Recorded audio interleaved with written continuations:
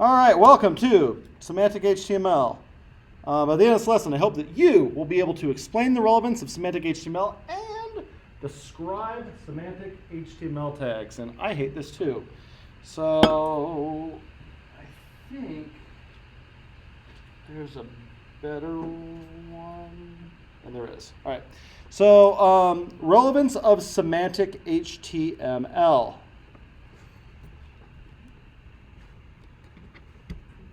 What are semantics? We talk about, holy shit, that's hot. What are semantics? What does that like word mean, Lily? The meaning of things.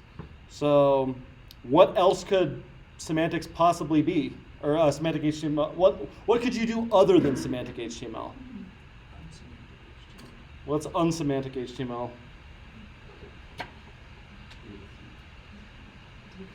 Div soup, that's part of it.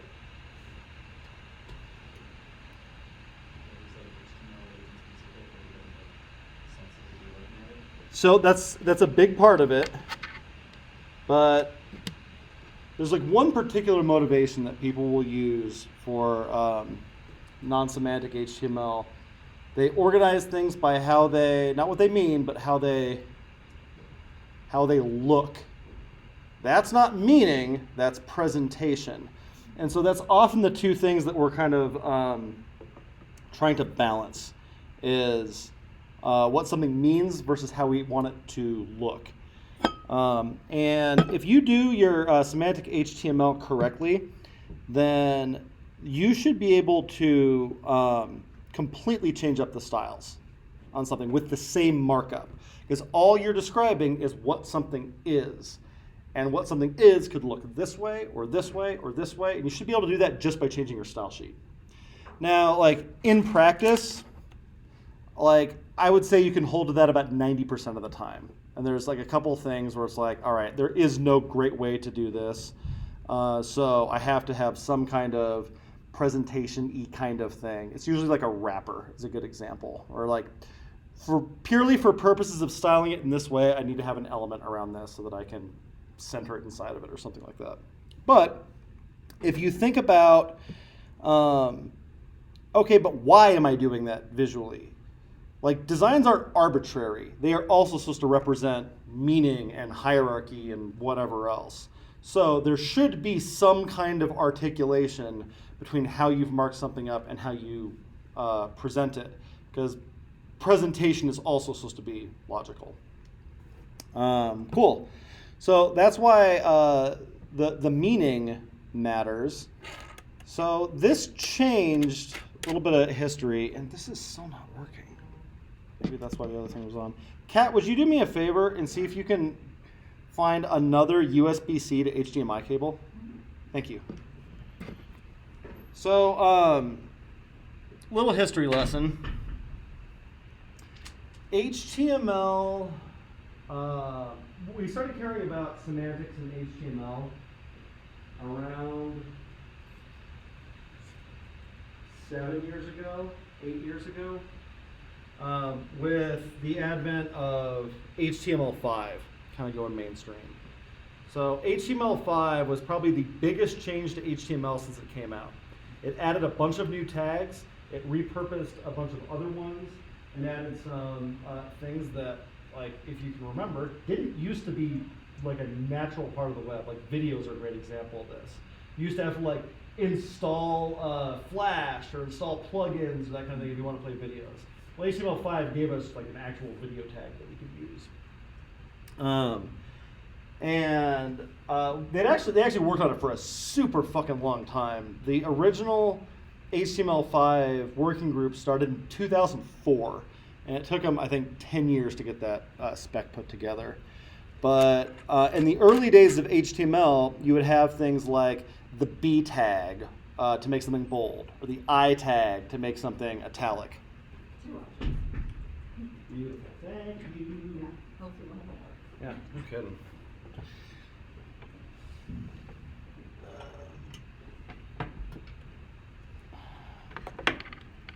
Shoe money tonight.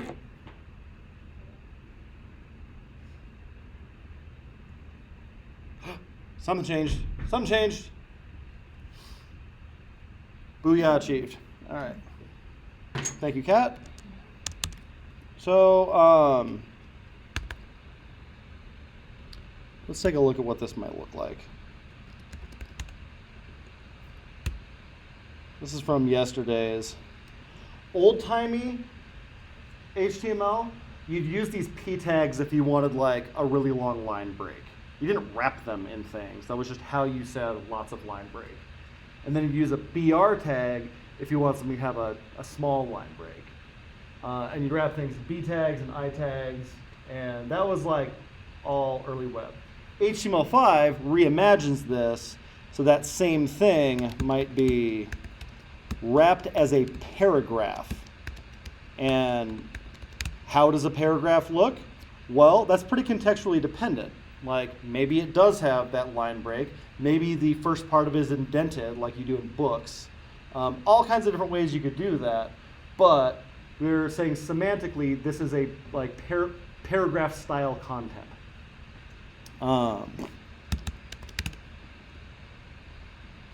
And our div soup is the other like non-semantic way to do this. Is of the like 100-ish HTML tags, very few of them actually do anything. There's no real difference between a div and a p tag.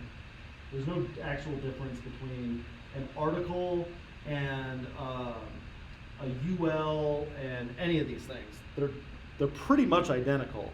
The only thing they do is semantically mark things up. And so, because of that fact, the laziest developers you will ever meet structure all their HTML like this. They just use divs for everything.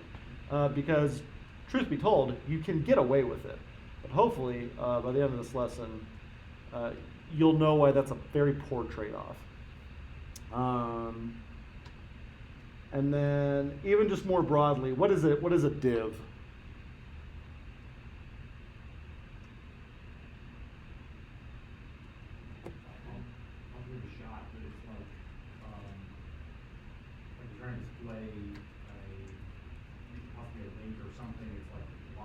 Mm-hmm. Versus like, you know, take up a whole page versus an inline or like a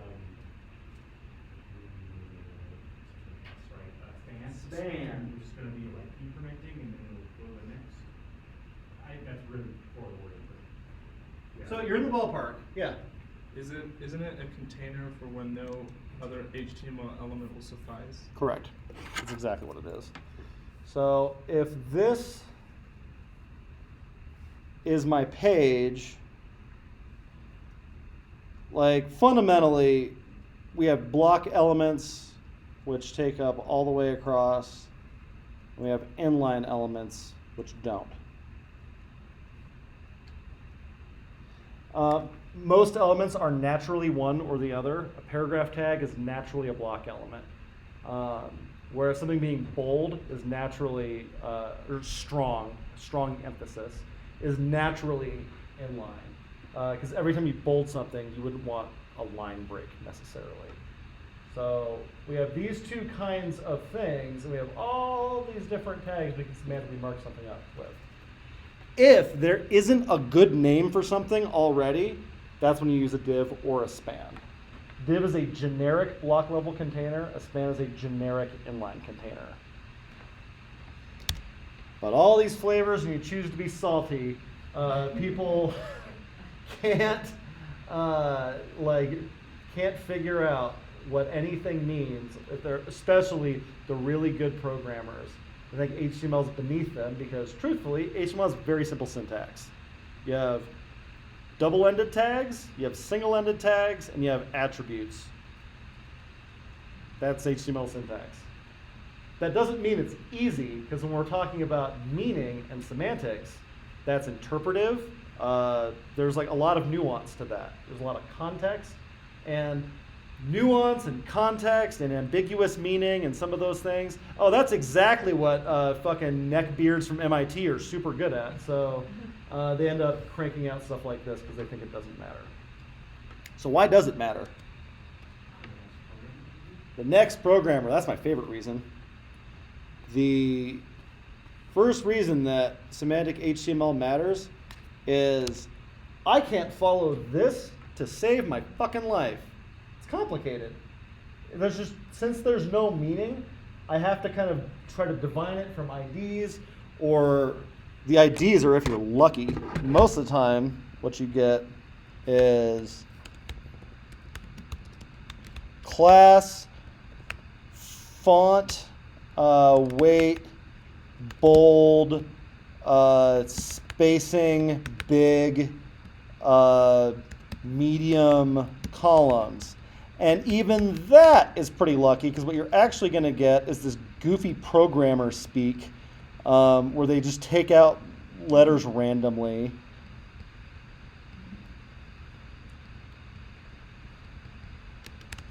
And you go, okay. I think I know what that is. When it's actually something like a date, which you put dates in the time tag. Much easier. So for the next developer, that is the first reason we care about semantic HTML. You're communicating your intent. Also, the next developer might be you 3 months from now.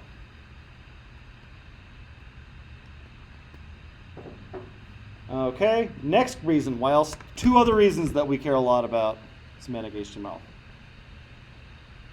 This one is the law. Accessibility!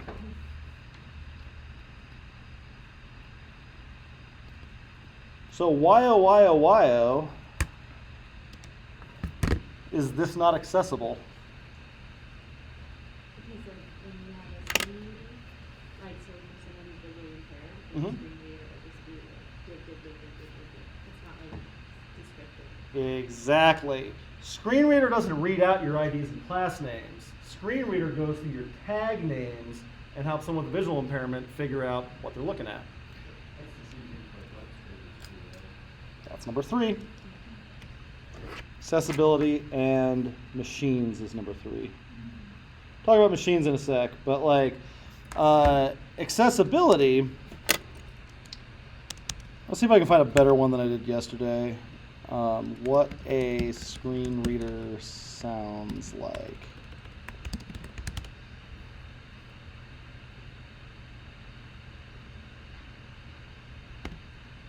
To help me use off larger, more. Heard actually going to this came up already. Internet Explorer. That's it. That I want to go to the internet, and I use Internet Explorer because that's compatible with JAWS. So I'm going to type in RNE. Now, Internet Explorer. Enter. Leaving menus. Came up Windows already. Internet Explorer. New tab page. http://www.google.com/Windows Internet Explorer. Google. Search region. Search edit. Insert F1 help. Type in text. So it said a number of things as you load this page. Will that annoy?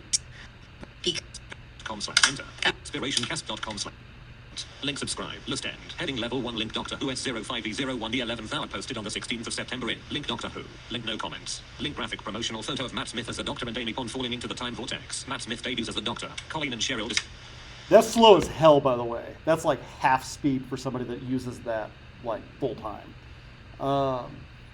So if it's just going div, like nobody can use that. Yeah. You said that Reddit uses this, right? Yeah. Well, how do they get on Reddit?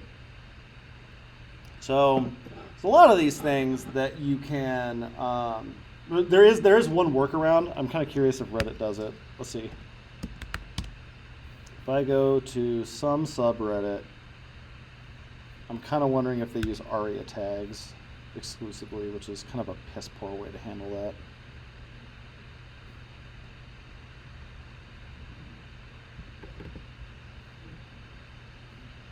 Divs on divs on divs, yo.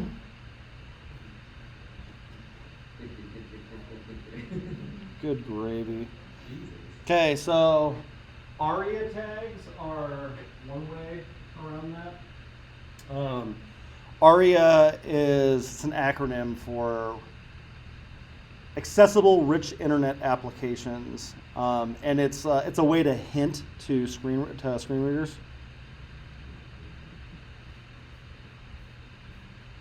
Oh, so hacky.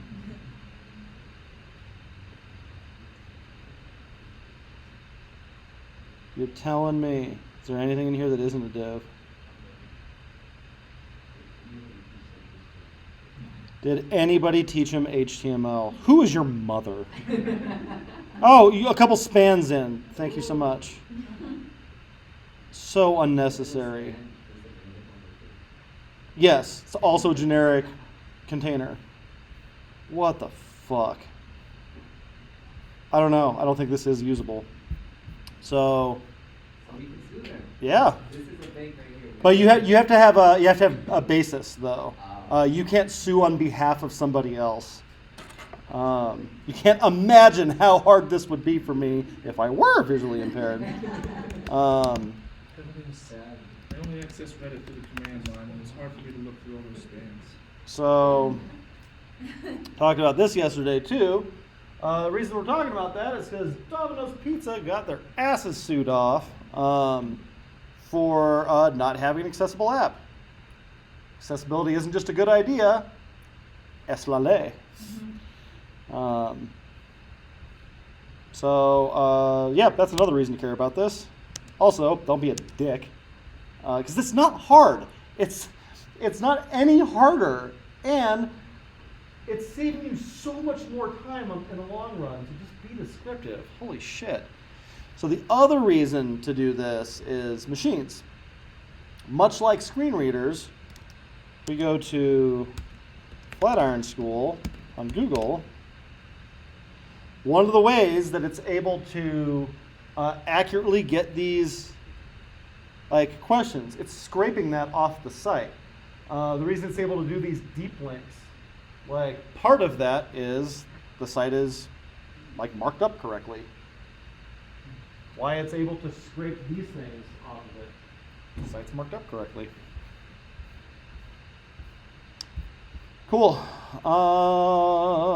So these are 3 reasons why semantic HTML is relevant. What questions do you have?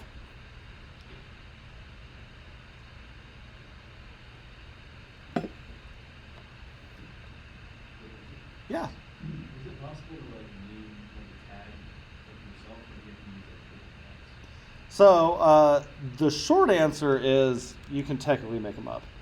Don't do that, but check this out. If I go over here, using Reddit at work, hey. I can do something like body is document dot query selector body. All right, got the body, and I want to make a tag called Broncos document dot create element Broncos. I want to give Broncos text content of Go Broncos, and then I'm going to append that to the body. And if you go, I don't know if you can do this on an infinite scroll site. Let's see if it made it in. There we go. There's my Broncos tag. Does it show up on the page? It's hidden.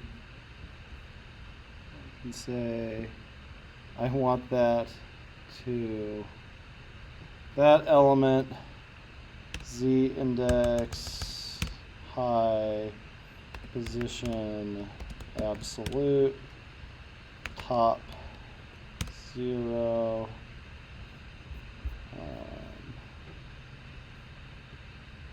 There it is, up there, and font size 900 pixels, 90 pixels, and background color white, and the let's see, move that down a little bit. Let me. There we go. All right, I hacked Reddit, Mom. So yes, we can make up our own elements. Don't do that though. If you really want to make your own elements, that's what React is. A component is a custom element that is styled how you want and has the behavior you want and all that kind of shit. Good question. What else? Do you have to make your HTML page before you can do React stuff? Or? That's a great question. So the way that works,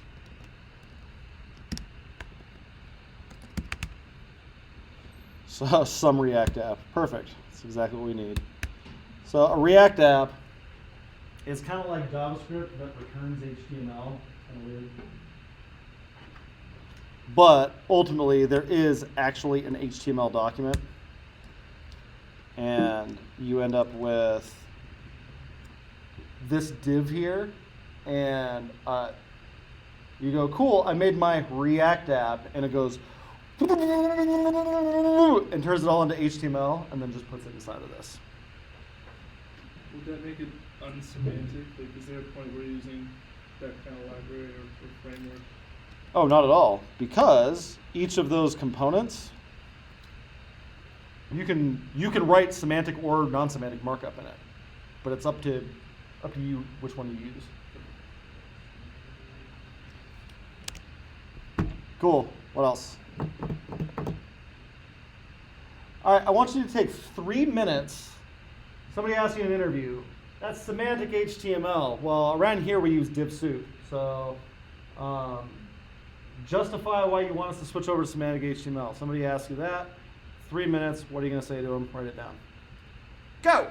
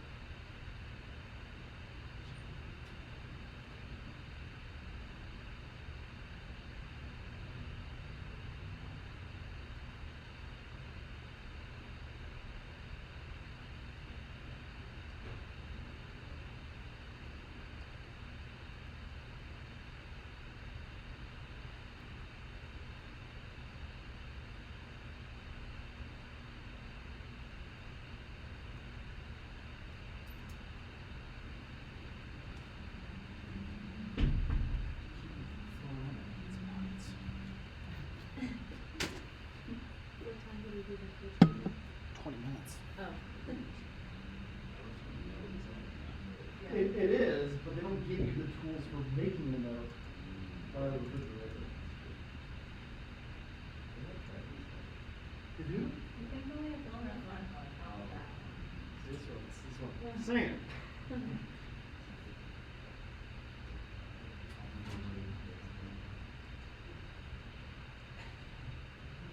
friend?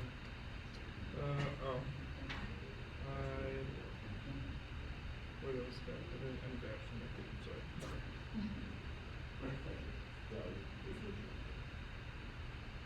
What you got, Josh?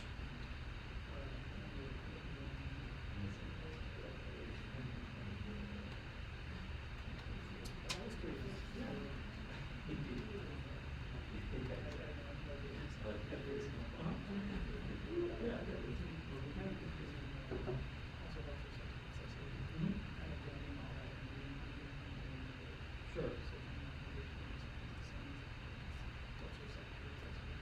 So the accessible part is like specifically for visual impairments, screen readers. Yeah.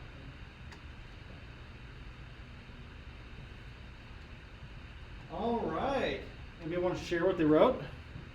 Saw some good ones. Yeah, hit me.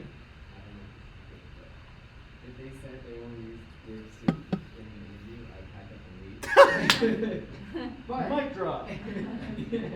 But if they were willing to switch to semantic HTML, I would say that. Not Semantic HTML. It's not like the 12 tribes of Israel. Semantic. Semantic. Although I like Semantic HTML.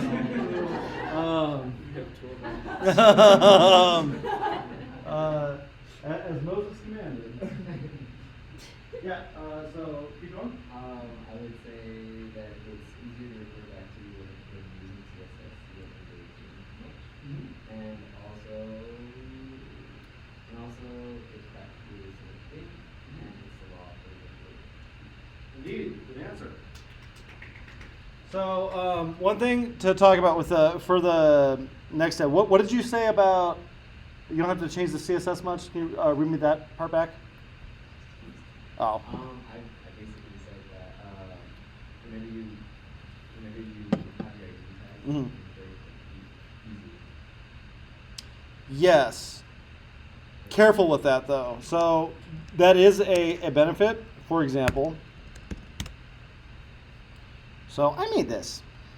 So this is last year's design for Develop Denver. The year before this looked completely different. This thing was like a top nav. It didn't have the hamburger. Lots of other things were different. These were not vertical. The menu wasn't horizontal. Man, the fucking complaints we got about that. Which, in case you're wondering, you're like, that's not accessible. Actually, super fucking is. First of all, screen readers do not care which direction the text is. And also, when you hover over them, it tells you where it's going. So, whatever. It's not horizontal this year. So, for this design, I just deleted the style sheets and made new ones. Okay, there's a call to action, an explanation of what the organization is, the demo reel. So semantically, it's still all the exact same things that we need to say every year. Why would the markup have changed? And also, as you'll learn with CSS, with Flexbox, even the order that something is in the HTML is not the order that it has to display in. You can change that order around. Pretty cool. So that is a benefit, but if I go over to that site, I'm bringing a new person onto the team. I'm trying to walk them through the code base. And I go over to the app header.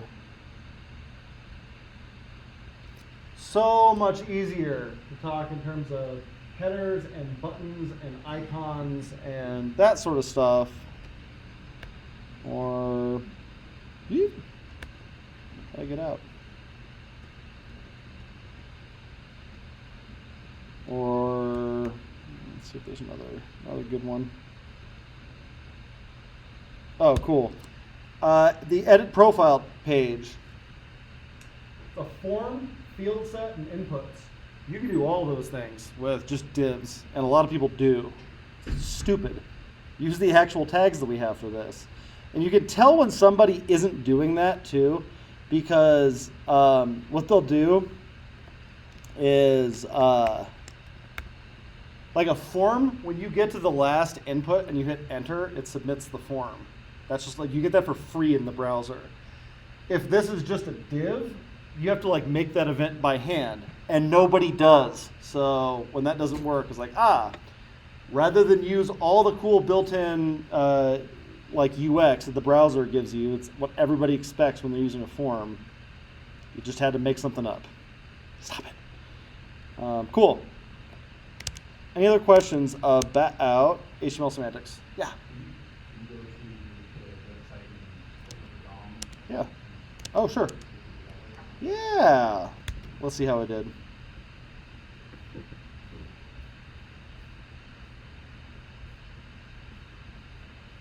Hey, a header and a main and a section and a heading. And it's not no divs, but like, be judicious about them. And if you're using a div, like, I'd say it's basically a rule: never make a div that doesn't have a class or an ID. You have to explain what it is. I've got paragraphs. What else do I got? Headings, anchors, paragraphs. So we said earlier that with like, group categories, kind of utilizing harder. Mm-hmm. So like, we're looking at Reddit, HTML formatting. Mm-hmm. Could that be cleaned up significantly if it follows semantic? Oh yeah. Oh yeah. Or like, here's one that people miss a lot. So these sponsors, would you not describe this as a list of sponsors? List. Don't we have a way to mark those up? Well, yes, we do. But because they don't have bullet points, like, people will skip the list on this. And it's so much easier to style when you treat it like a list too. It's easier to add new things, but people just do divs for all of this shit, and it drives me crazy. Or they're like, okay, why can't I get these things to line up right? Oh, I know, I need to have a wrapper. And so this UL, instead of saying gold sponsors, it will be a div that says like sponsor wrapper or something. It's like, that's not what it is. So Could you have done a table for that? you could, but it's not a table.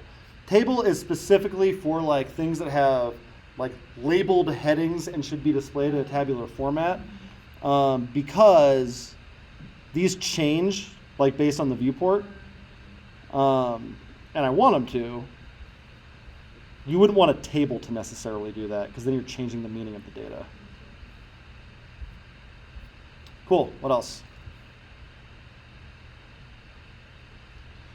All right, so last thing I want to do in this lesson for describing semantic HTML tags is let's take 8 minutes, and I want you to go to MDN Element Reference. And you should get to this page.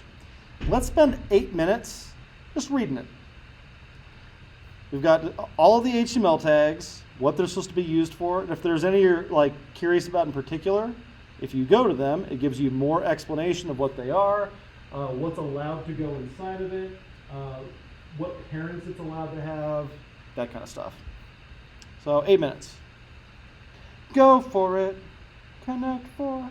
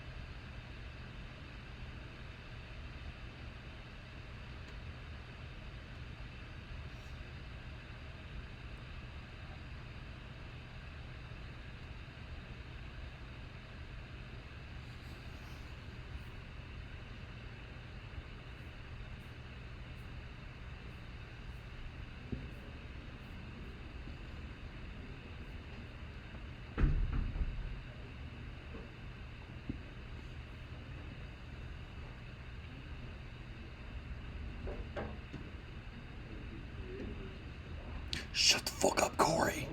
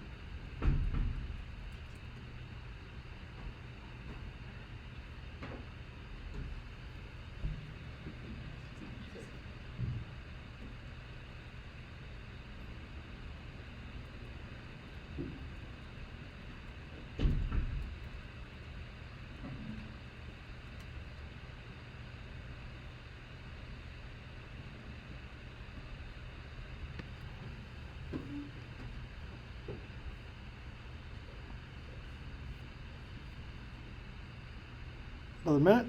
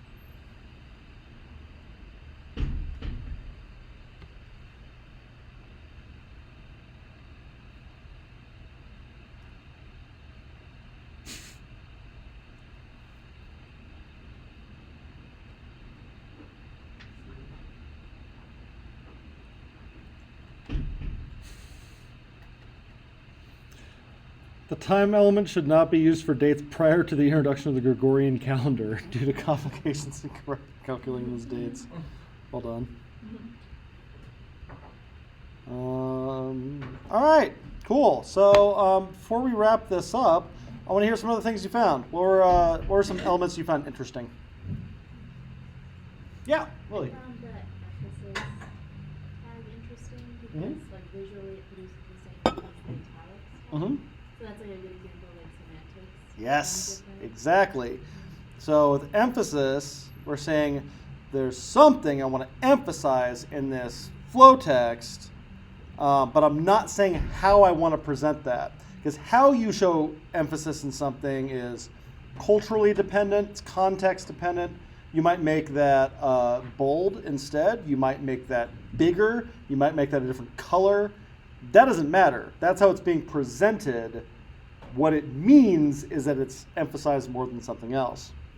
And that pairs with strong, which is strong emphasis.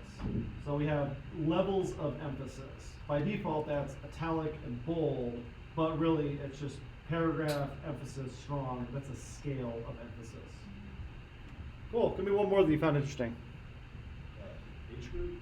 H group. Tell me about H group. That's a very interesting one. Yeah. It's a tag that kind of helps you like break down like headings. Mm-hmm. So if there's subheadings or if there's a colon and then some more content that comes after the colon, it helps you just kind of like look at the heading as a whole and see like which part is what. Indeed. So we're grouping together headings. We have headings 1 through 6, and sometimes some of them have closer relationships with each other than others. However, did you read the fine print on H group? I actually didn't know this. I was reading that one also. I thought it was really interesting. This, it actually got removed from the HTML5 spec, but it's still in the working group version of HTML. It's partially implemented in most browsers though, so it's unlikely to go away. Interesting. Interesting. And then I was reading some more about that, and they were talking about, so documents have these things called document outlines. It's exactly like if you're reading like a Word document or something and you have the outline over on the side. It's just like that, except you can't see it. Your browser generates this outline, and H groups were supposed to be a way of helping control these headings a little bit, and never quite took off. It's never stops being interesting to me. So what WG is the working group that makes HTML. TC39 is the one that makes JavaScript. This isn't like a supreme council of elders or something. It's some like volunteer developers who are like trying to help out. And so they'll come out with something that's like, oh, I made this thing called H groups. I think it solves this cool problem. And then nobody uses it because they can see usage statistics on this stuff. The browser vendors will give it to them because they're also on those committees. And they go, oh, nobody's using this? Oh, fuck that. I want to work on something that somebody's going to use. And so then they'll like stop supporting it. I think it was in dire danger of that was a JavaScript technology called Service Worker that was on the bubble for a second. because it was really powerful. It was going to change the web, and it was going to do all these things.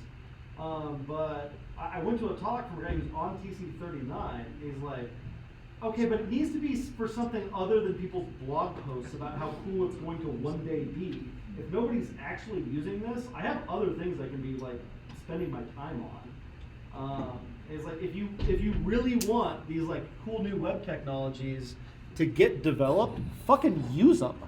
And one of the reasons that Service Worker was on the bubble for so long is that the Safari team was never clear on whether or not they're going to implement it.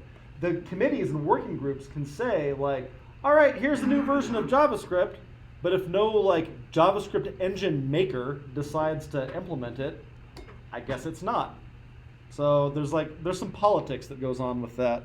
And in the case of Apple, Service Worker is like a pretty key ingredient in having progressive web apps. So these are just like your phone apps, except they run in a browser. They do all the things. They work offline. You can do payments. They have geolocation. They have all this shit. And Apple, they claimed this was not the reason, but I don't believe them. It's like, wow. And you just go to a URL and you have the app.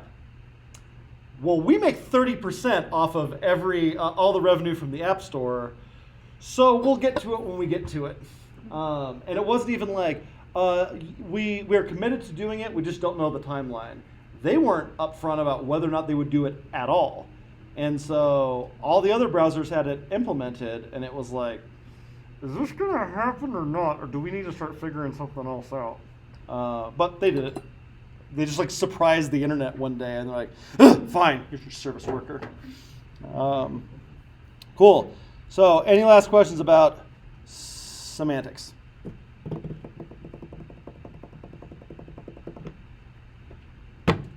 Jared. Like a CSS semantic, when is it appropriate to style in your HTML document? Never, or if there is, what would the case be? I was gonna say never, except I did it yesterday. So, all right, I'll show you the example of like when I did it. So it's when you add tags to videos on our site.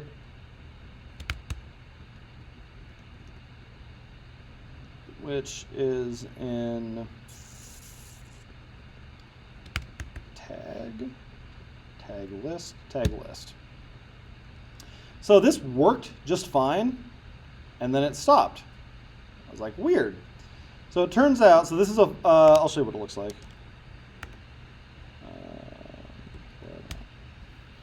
So if I'm tagging up a video, and I go, it was a good one, and that's my tag or whatever.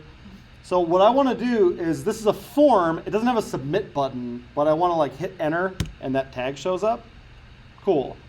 So that stopped working one day, and it turned out that Firefox started making it required to have a submit button for that like enter behavior to work.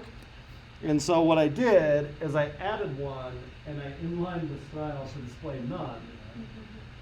And so it works again now. I kind of don't hate that usage of it, because it's not the style. It's a hack that I'm doing.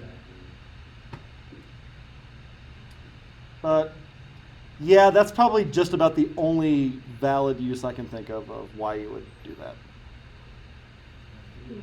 Now, when you go to other people's sites and they have a bunch of inline styles, that's not the same thing. In fact, as far as I know, our site works the same way. If I element inspect this, I wonder if they inlined all the styles on this.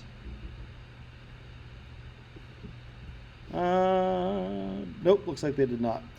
So there's a lot of frameworks that will inline your styles. So you write them in a style sheet, and then it inlines them into each of the elements because the performance is faster. But don't write them that way. All right. Thank you very much.